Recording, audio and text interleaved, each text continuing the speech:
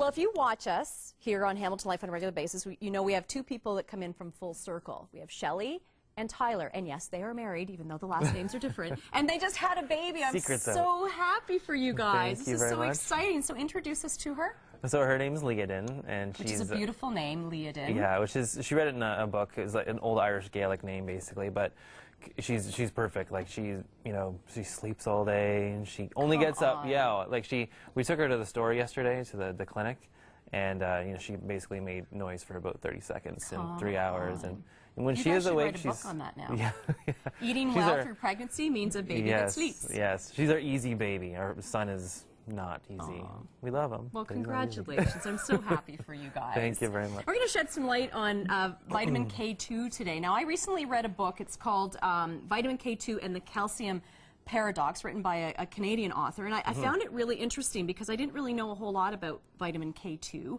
And this is something we do need in our diets. Yes, yeah, the calcium paradox is actually, it refers to a lot of people who take calcium supplements, vitamin D supplements, with the intent to help with their bone density.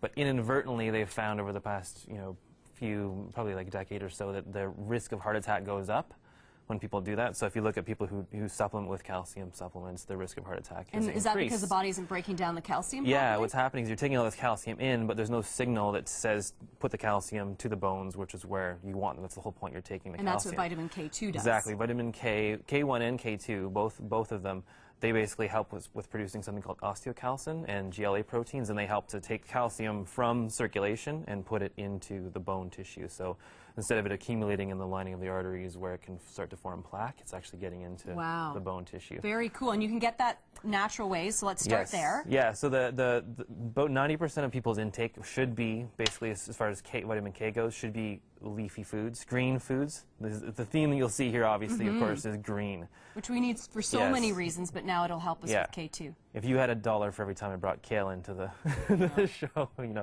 So basically, the thing with green is that where there's chlorophyll, so chlorophyll is the thing that allows plants to create photosynthesis, do photosynthesis. Where there's green, there's vitamin K. So when it comes to choosing your vegetables, of all the choices that you have, anything that's rich green, like broccoli, we've got some kale, parsley, spinach, that's where the vast majority of your vitamin K1 will be found. And what your body will do is convert K1 to vitamin K2 in the body, which is its more active But if you want to get K2, you can get that through animals that eat grass. Yes, yeah, grass, which is harder and harder to find because a lot of them are grain-fed, which has drastically reduced the amount of vitamin K we get. Yes, we need to change that, but that's a whole other discussion. Yeah, it's a trickier thing to do. But yeah, vitamin K2 will basically be either your grain-fed animals. The liver will have a higher amount of vitamin K versus just the regular meat of the animal. Fermented foods, one of the strongest sources of vitamin K2 is called natto, which is a fermented soy. I know, I read about that. Oh, I don't think I could eat it. If you smelt it, you may not want to eat it. No, but it would be a good source. And then you can also get supplements, yes.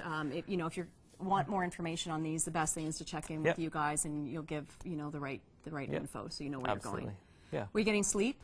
Yeah. Obviously, because she's sleeping. Oh, she's great. And your son's okay with all this so far? Yeah, he thought he was going to have a cat instead of a baby, and then he thought he was going to have a Buzz Lightyear, but now he knows it's a baby. Oh, I love it. I love it. Well, congratulations. So good. Say congratulations to Shelley. And believe it or not, we'll see her in a couple of weeks because she's already back doing her thing. So that is amazing. You can check out Full Circle.